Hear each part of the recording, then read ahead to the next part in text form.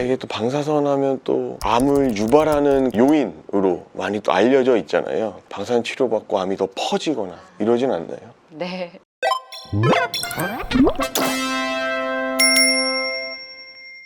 안녕하세요. 폐암학회 유튜브 채널 폐암 무엇이든 물어보세요입니다. 저는 진행을 맡은 연세한병원 방사선종양학과 윤홍인입니다. 저번 시간에 부작용에 대한 얘기 많이 해봤는데 오늘은 그 부작용에 대한 얘기 조금 더 하면서 생활 습관과 그 방사선 치료에 대해서 궁금하신 많은 것들을 해결해 드리는 시간을 준비를 했습니다. 소개 다시 한번 부탁드릴게요. 네. 안녕하세요. 인천성모병원 방사선종양과의 곽유강입니다. 지금까지는 사실 저희가 보통 흉부 방사선 치료할 때 설명을 드렸는데 방사선 치료하면 머리카락 빠지나요? 머리카락. 빠진 머리 다시 나나요?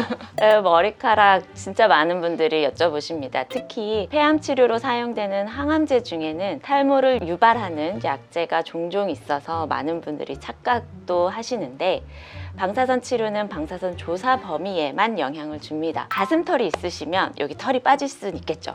하지만 흉부 쪽에 방사선 치료를 받는데 머리카락이 빠지는 경우는 없습니다. 뇌 치료를 받는 분들이 종종 있으시죠. 그분들은 방사선으로 인해서 당연히 머리카락이 빠질 수 있습니다. 한 달 정도 뒤부터 아기 머리카락처럼 살살살살 나기 시작해서 한 두세 달 정도 되면 군인들 머리 정도로는 다시 자랍니다.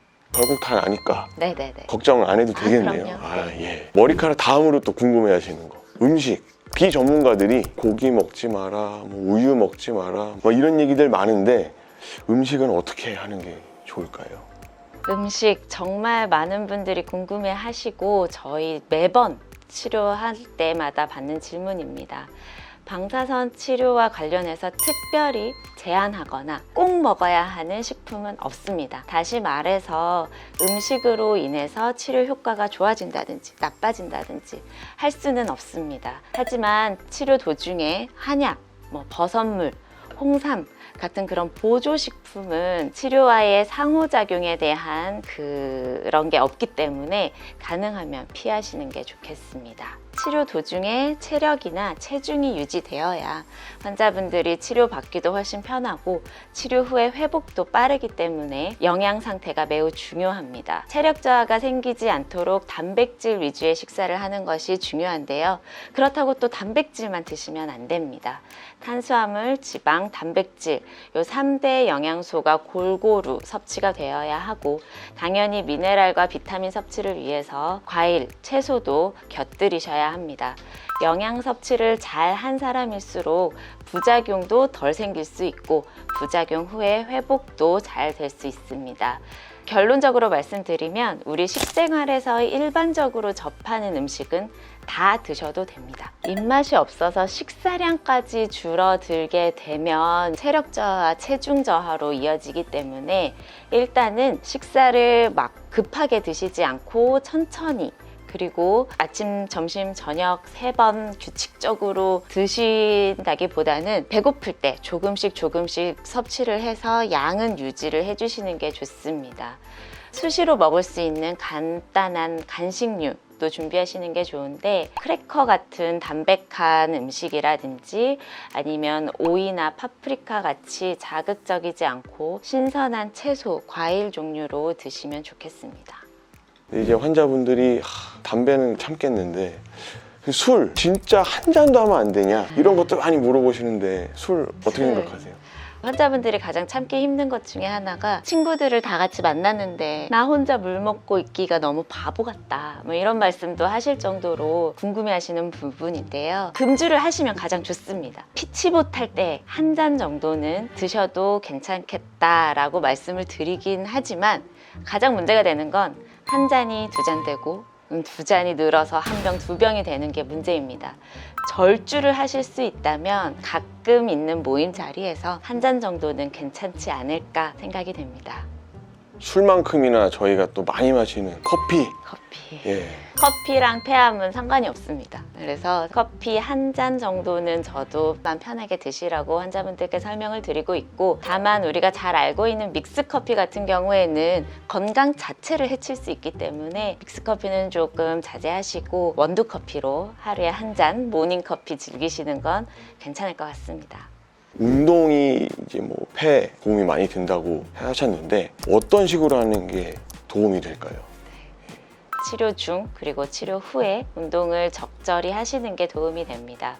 체력이 잘 유지가 되면 치료받기도 덜 힘들고 부작용에도 잘 견뎌낼 수가 있습니다. 항암 치료, 방사선 치료를 하면 체력도 떨어지고 근력도 떨어질 수밖에 없습니다. 이를 최대한 방지하는 방법으로 어떤 운동, 몇 분, 몇 시간 이런 게 정해져 있지는 않습니다. 환자분들 개개인의 기본 체력도 다르고 하실 수 있는 운동의 종류 자체가 다르기 때문에 본인의 체력이 허락하는 선에서 너무 힘들지 않고 너무 무리되지 않는 선에서 적당한 운동을 하시는 게 좋고요. 단 10분만이라도 집 근처에 아니면 집 안에서 걷기 운동 또는 맨손 체조라도 하시면 대사에도 도움이 되고 또 근력 유지에도 도움이 될 수 있겠습니다. 충분한 휴식과 숙면이 네. 중요하다고 해주셨는데 잠을 잘 못 주무시는 분들이 네. 있더라고요. 그럴 땐 또 어떻게 관리를 해주세요? 못 자는 것 자체가 스트레스여서 더 못 주무시는 분들이 많습니다. 일단은 숙면에 좋은 환경부터 만들어 주시고 핸드폰, TV, 잠자기 한두 시간 전부터 안 하시는 게 좋고 마음을 편안하게 가질 수 있도록 따뜻한 물로 뭐 샤워를 한다든지 목욕을 한다든지 하는 것도 좋고요.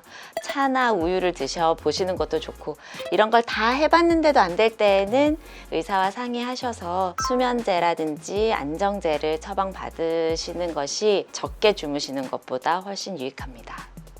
그 외에 또 특별히 이제 치료 관리를 어떻게 하는 게 좋겠다 좀 팁을 주실 만한 것들이 있을지. 네. 네. 치료가 종료되고 나서 회복하는데 또 시간이 필요합니다. 그래서 환자분들이 나는 치료가 다 끝났는데 왜 이렇게 힘든 거냐? 라고 물어보시는 분들도 있는데요. 치료가 다 끝나고 한 2주 정도까지는 치료할 때보다 피로감을 더 느끼고 힘들어 하시는 분들이 종종 있습니다. 따라서 치료 후 2주 정도는 충분한 휴식을 취하시는 것이 좋겠습니다. 이런 피로감이 점점점 없어지고 몸이 회복되기 시작하면 조금씩 일상생활을 되찾으시면 됩니다.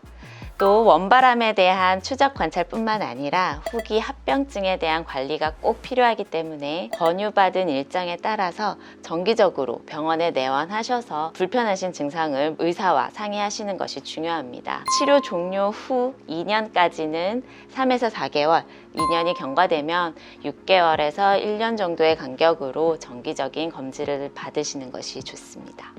폐암 환자분들 중에 고령 환자분들이 많고 손주를 보시는 분들이 많으신데 방사선 치료 받으면서 나 우리 손주 안 와도 되냐, 예? 가족들이랑 같이 생활해도 되냐 막 이런 거 궁금해하시는 분들 많더라고요. 괜찮습니다. 방사선 치료를 받을 때에는 환자만 치료실에 들어가게 되고요. 또 방사선 치료는 X선을 이용하는데 이 X선이 몸속의 치료 부위로 들어가는 순간 생물학적 작용으로 바뀌어서 방사선을 내보내는 그 고유의 성질은 상실하게 됩니다. 따라서 치료 직후 치료실에서 나오자마자 손주, 애완동물 다 안으셔도 무방합니다. 많이 헷갈려 하시고 네네. 궁금해 하시는 부분인데 갑상선 암 같은 경우도 방사선 치료 같은 거를 하는데 그때는 뭐 아기를 바로 안을 수 없고 뭐 차이가 있잖아요. 네네. 이해하기 쉽게 좀 설명해 주시면 좋을 것 같아요. 네, 용어가 되게 헷갈리기 때문에 환자분들이 좀 착각을 하시는데 암에 쓰이는 동위 원소 같은 경우에는 방사성 물질이 체내에 들어가서 방사능을 계속 내보내는 역할을 하기 때문에 손주나 뭐 다른 사람을 접촉을 하면 안 됩니다.